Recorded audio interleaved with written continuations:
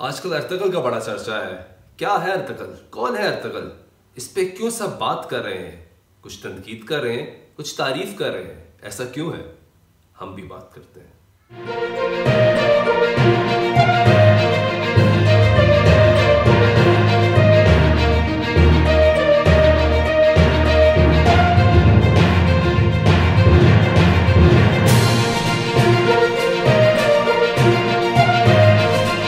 السلام علیکم جی، میں ہوں سلطان شاہ. آج بات کریں گے ترکی کے مشہور ڈرامہ سیریل ارطغرل کی. ارطغرل اس وقت چھایا ہوا ہے پاکستان میں. اس کو اردو زبان میں ڈب کر کے نشر کیا جا رہا ہے پاکستان ٹیلی ویژن پہ. وزیر اعظم پاکستان عمران خان نے اس کا اعلان کیا تھا کہ یہ ترکش ڈرامہ جو ہے یہ چلایا جائے پاکستان میں اور اس کا ترجمہ کیا جائے پاکستان میں. یہ ڈرامہ نیا نہیں ہے، پچھلی دہائی سے یہ ڈرامہ شروع ہے اور تب سے ہی اس کا ایک دم اچانک انٹرنیشنل میڈیا پہ اس کی بات ہونا شروع ہوگی. جب طیب اردوان جو کہ ترکی کے صدر ہیں وہ امریکہ کا دورہ کر رہے تھے، تب اس کا تیسرا سیزن چل رہا تھا. تب امریکی اخبار نے، واشنگٹن پوسٹ نے اور نیو یارک ٹائمز نے اس پہ لکھا کہ اگر آپ اردوان کو سمجھنا چاہتے ہیں یا اردگان کو سمجھنا چاہتے ہیں تو آپ یہ ڈرامہ دیکھیں. تب سے اس پہ بات ہونا شروع ہوئی اور یہ ڈرامہ دیکھتے دیکھتے پوری دنیا میں چھا گیا. خاص طور پہ اسلامی ممالک میں تو اس کی بہت زیادہ اس کو پذیرائی ملی. تقریباً 17 زبانوں میں اس کا ترجمہ ہو چکا ہے. پاکستانی زبان بھی شامل، اردو شامل کر دیجیے تو 17 زبانوں میں اس کا ترجمہ ہو چکا ہے. یعنی 17 مسلم ممالک اس کو اپنی زبان میں ٹرانسلیٹ کر کے دکھا رہے ہیں. اور جو سب سے امپورٹنٹ چیز یہ ہے کہ اس کی جو سٹار کاسٹ ہے، یعنی وہ تمام اداکار جنہوں نے اس ڈرامے میں اداکاری کا فن نبھایا ہے، کردار ادا کیا ہے، ان کو تقریباً 13 سے زائد مسلم ممالک اسٹیٹ گیسٹ بلا چکے ہیں. یعنی اتنی تعریف ہوئی، اتنی پذیرائی ہوئی کہ ان لوگوں کو بطور سرکاری مہمان بلایا گیا کہ آپ ہمارے ملک آئیں، ہم آپ کی تعریف کریں، آپ کے کام کی تعریف کریں، آپ کے کام کے مداح ہیں. کیونکہ جو میسج دیا گیا وہ بہت اسٹرانگ ہے. لیکن پاکستانیوں نے کیا کیا؟ ایک طرف پازیٹیو چیز یہ ہے کہ ابھی تک جو یوٹیوب پہ پاکستان کی جانب سے جب اس کو ڈب کیا گیا، اس کا ترجمہ کیا گیا اور اس کو آن ایئر کیا گیا تو یوٹیوب پہ بہت زیادہ دیکھا جا رہا ہے. لیکن دوسری طرف افسوس کی بات یہ ہے کہ اس پہ تنقید بھی بے جا ہو رہی ہے. تنقید کس قسم کی ہو رہی ہے؟ ابھی تک ایسی تنقید نظر نہیں آئی کہ اس کے پروڈکشن پہ بات کی گئی ہو، اس کے میسج پہ بات کی گئی ہو، بتایا گیا ہو کہ اس میں ہسٹری غلط دکھائی گئی ہے، بتایا گیا ہو کہ اس میں مسلمانوں نے جان بوجھ کے اپنی ہسٹری بنائی ہے. ایسی کوئی تنقید نہیں ہوئی.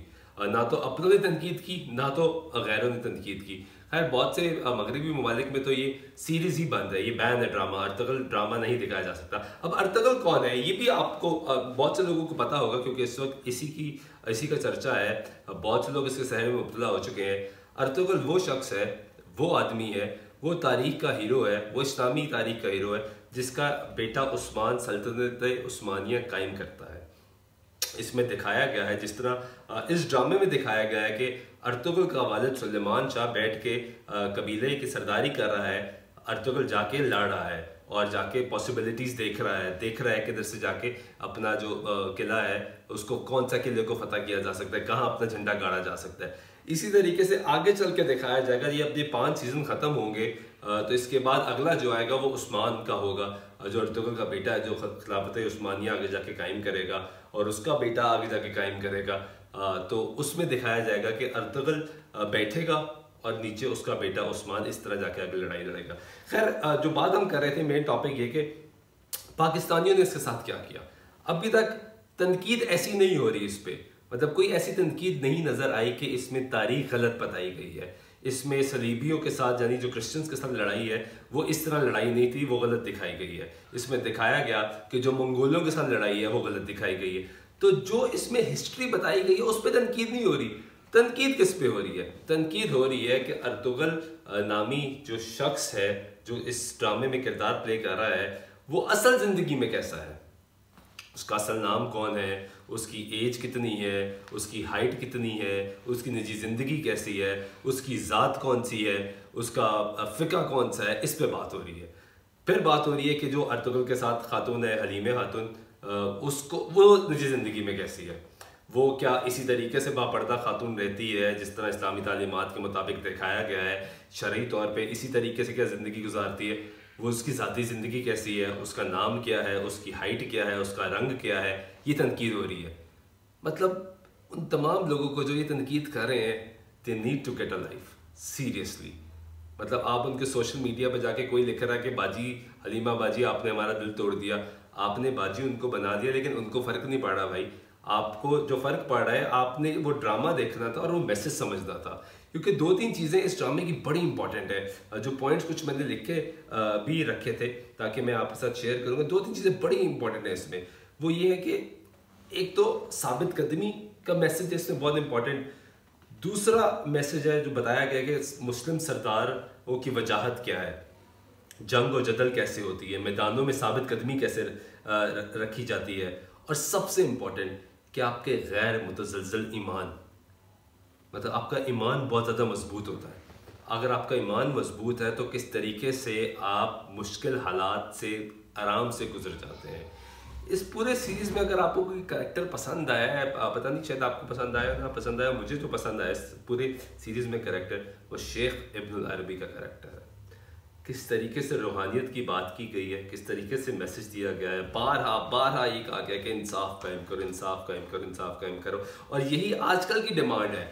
आज भी अगर आप इस पूरे ड्रामे को इस आज की तारीख में रखा जाए, प्लेस कर लिया जाए, तो यही होगा। इससे पहले भी अगर आप पाकिस्तान की एग्जांपल ले लें तो पाकिस्तान में पिछले 15-20 साल से, जब से हम सहाफ़त कर रहे हैं या देख रहे हैं, सियासत के तालिब इल्म, जर्नलिज्म के स्टूडेंट्स शुरू हुए, हम देख रहे हैं कि हमेशा सबसे पहले इल्ज़ाम लगता है कि जो करा रहा है अमेरिका करा रहा है, यानी अमेरिका का यार है, गद्दार है। दूसरा नारा लगता है भारत का यार है, गद्दार है।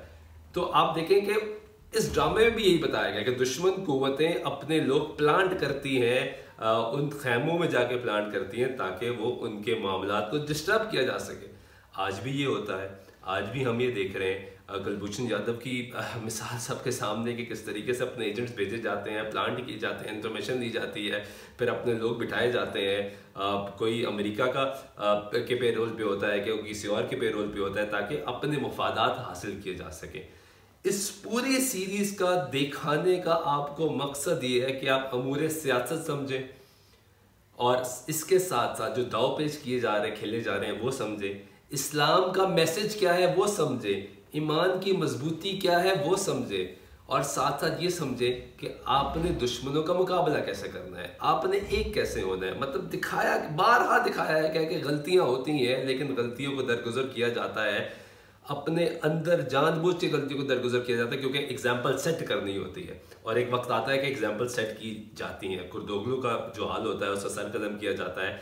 इस तरह आगे बहुत सी आप एग्जाम्पल्स देखेंगे, क्योंकि अभी आप लोग PTV पे देख रहे हैं, मोस्टली लोग ड्रामा जो पाकिस्तान में नशर किया जा रहा है उसको उर्दू में डब किया जा रहा है। तो अभी आप कोई 18वीं-19वीं एपिसोड पर हैं, तो अभी आगे बहुत चलना है ये सीज़न, आगे बहुत आगे दास्तान जाएगी।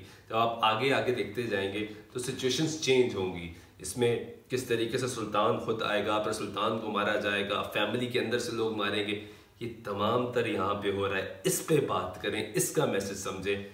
इस पे बात मत करें कि हलीमा सुल्तान ने निजी ज़िंदगी में क्या कपड़े पहने हैं, बाकी ख़वातीन ने क्या कपड़े पहने हैं, वो कैसी ज़िंदगी गुजारती हैं। अर्तुगल जो करैक्टर बना हुआ है वो निजी ज़िंदगी में किस तरह पार्टी कर रहा है, इस पे बात मत करें। और जाके उनके सोशल मीडिया अकाउंट्स पे मैसेजेस करने से, कमेंट्स करने से आपको कोई तमगा इम्तियाज़ नहीं मिलने वाला, आपको कोई निशान हैदर नहीं मिलने वाला। आपको जो मिलना है वो मैसेज जो उन्होंने अदाकारी के ज़रिए आपको दिया है वही मिलना है। बहुत शुक्रिया।